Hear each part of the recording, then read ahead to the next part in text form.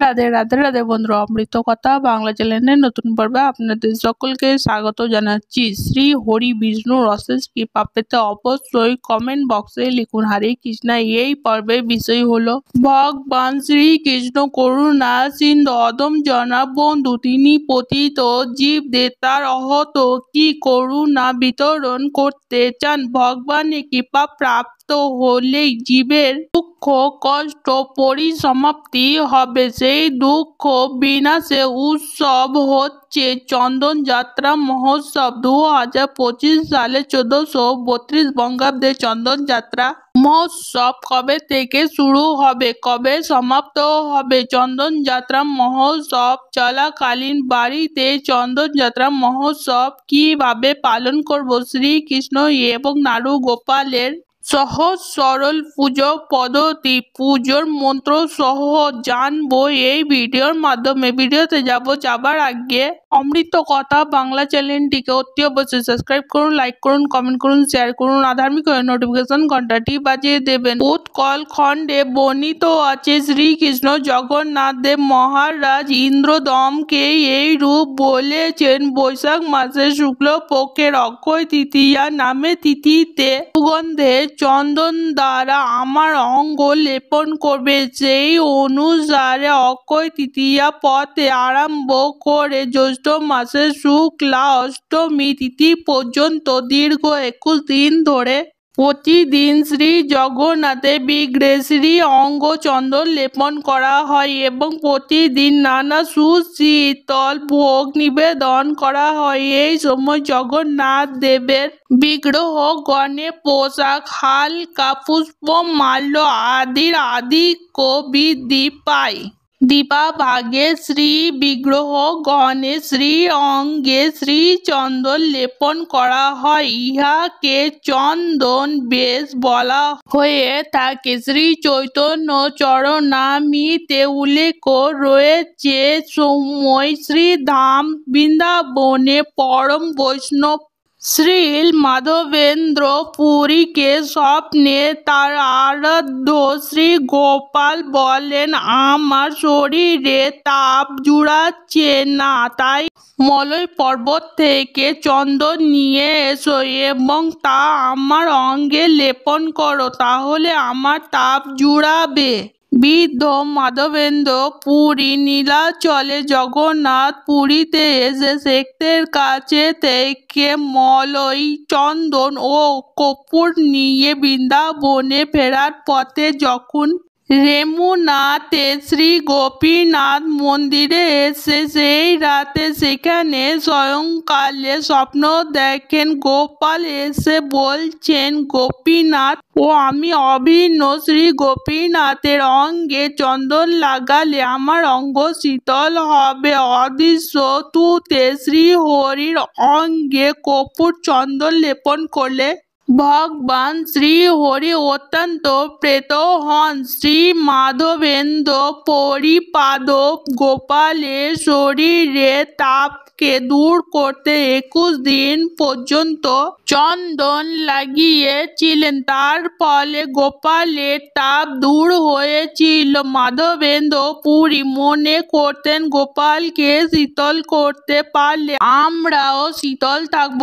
আর যদি শ্রীকৃষ্ণকে শীতল না করি অর্থাৎ সুখী না করি, তাহলে আমার ভবাঙ্গিতে পড়তে থাকবো। 21 দিন ধরে চন্দন যাত্রার মধ্যে শ্রীকৃষ্ণ যে বেশগুলি পরানো হয় সেই বেশগুলি হলো নটবেশ, শ্রীকৃষ্ণ জন্মর বেশ, শ্রী রাজাধিরাজ বেশ, শ্রী গণবিহারী বেশ, বস্ত্রহরণ বেশ, শ্রী গোমতী কৃষ্ণ বেশ, শ্রী খরদলি বেশ, শ্রী চক্রনারায়ণ বেশ, শ্রী নৌকিনী বেশ, শ্রী নটবর বেশ, রাসমণ্ডল বেশ, শ্রী গন্ধব্রত বেশ, শ্রী আগাসুর বধ বেশ, শ্রী রঘুনাথ বেশ, শ্রী চৈতন্য বেশ, শ্রী গিরি গোবিন্দ ধারী বেশ, শ্রী গিরিধারী বেশ, শ্রী বস্ত্রহরণ বেশ, শ্রী চিন্তামণি বেশ, শ্রী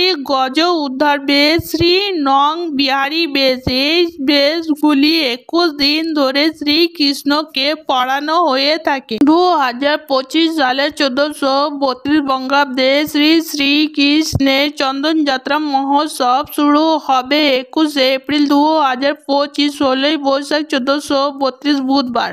শ্রীকৃষ্ণের চন্দন যাত্রার আরম্ভ পুরী ধামে 21 দিন ব্যাপী চন্দন যাত্রা মহোৎসব। চন্দন যাত্রা মহোৎসব সমাপ্ত হবে 20 মে 2025, 5 বৈশাখ 1432 মঙ্গলবার। ত্রিলোচনা অষ্টমী ও কাম্য ত্রিলোচনা পুজো বাড়িতে শ্রীকৃষ্ণের চন্দন যাত্রা মহোৎসব পালন করার জন্য কি কি জিনিস লাগবে?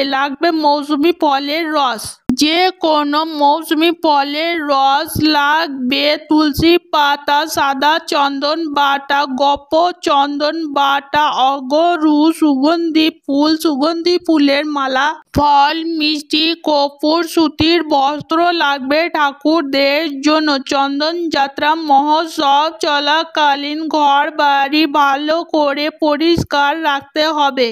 এই সময়কালে অর্থাৎ চন্দন যাত্রার 21 দিন বাড়িতে নিরামিষ ভোজন রান্না করা উচিত এবং পরিবারের সদস্যদের নিরামিষ ভোজনই গ্রহণ করা উচিত। চন্দন যাত্রার দিনগুলিতে ভোর ভোর ঘুম থেকে উঠে পড়তে হবে।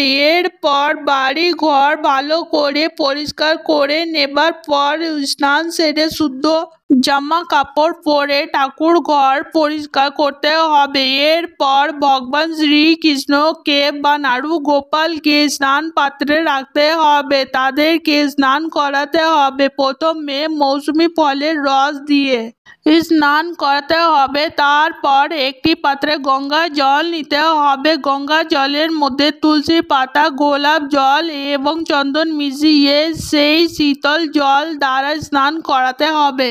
স্নান করাবার সময় এই মন্ত্রটি বলতে হবে, ওম যজ্ঞায় যজ্ঞেশ্বরায় যজ্ঞপতায় যজ্ঞ সম্ভাবায় গোবিন্দায় নমো নমঃ। এই মন্ত্রটি বলে স্নান করাতে হবে। 21 দিন ধরে যদি আপনার কাছে মৌসুমী ফলের রস এবং গোলাপ জল না থাকে, শুধুমাত্র গঙ্গা জল, তুলসী পাতা ও চন্দন মিশিয়ে ভগবানদের সেবা করতে হবে। স্নান সমাপ্ত হলে জল থেকে ভগবানকে তুলে নিয়ে শুষ্ক করে মুছিয়ে নেবার পর সিংহাসনে বসাবেন। এরপর গোপী চন্দন বাটা এবং সাদা চন্দন বাটা একটি বাটিতে নেবেন। সেই বাটির মধ্যে সামান্য কর্পূর মিশিয়ে একটি লেপন তৈরি করবেন। সেই লেপন শ্রীকৃষ্ণের বা নাড়ু গোপালের সর্বাঙ্গ মাখিয়ে দিতে হবে। চন্দনের লেপনে লাগাবার পর ঠাকুরদের সুতির বস্ত্র পরাতে হবে। সুগন্ধি ফুলের মালা সুগন্ধি ফুল দিয়ে সাজিয়ে দিতে হবে। ঠাকুর ঘর সুগন্ধি করে রাখতে হবে। এর জন্য আপনি অগরু বা গোলাপের আতর ব্যবহার করতে পারেন। এরপর হাতে তুলসী পাতা ও চন্দন নিয়ে এই মন্ত্রটি বলতে হবে, এসো গন্ধ পুষ্প তুলসী পত্র ওম শ্রী মাধবায় নমঃ। এই মন্ত্রটি 3 বার বলে 3 বার তুলসী পাতা ও ফুল চন্দন সহকারে শ্রীকৃষ্ণের চরণে অর্পণ করবেন। আবারও হাতে ফুল তুলসী পাতা ও চন্দন নিয়ে ওম নমো ভগবতে বাসুদেবায় নমঃ বলে 3 বার অর্পণ করবেন। আবারও হাতে তুলসী পাতা নিয়ে ইদং নানাবিধং নৈবেদ্যাদিং ওম নমো ভগবতে দেবকী সুতায় নমঃ বলে ভোগের দ্রব্যাদির ওপরে তুলসী পাতা অর্পণ করবেন এবং অবশ্যই শীতল জল রাখবেন। এরপর হাত জোড় করে রাধা কৃষ্ণের প্রণাম করবেন, নাড়ু গোপালকে প্রণাম করবেন। হে কৃষ্ণ করুণা সিন্ধু দীনবন্ধু জগত পথে গোপীশ গোপিকা কান্ত রাধা কান্ত নমস্তুতে। এইভাবে খুব সহজে 21 দিন ধরে আপনি শ্রীকৃষ্ণের চন্দন যাত্রা মহোৎসব বাড়িতে পালন করতে পারবেন। প্রণাম করে নেবার পর ভগবানদের বিধিবদ্ধ আরতি করবেন। পুজোর প্রসাদ পরিবারের সকল সদস্য মিলে গ্রহণ করবেন। আজকের পর্ব এখানেই সমাপ্ত হলো। অমৃত কথা বাংলা চ্যানেলের সঙ্গে থাকার জন্য আপনাদের অনেক অনেক ধন্যবাদ। রাধে রাধে।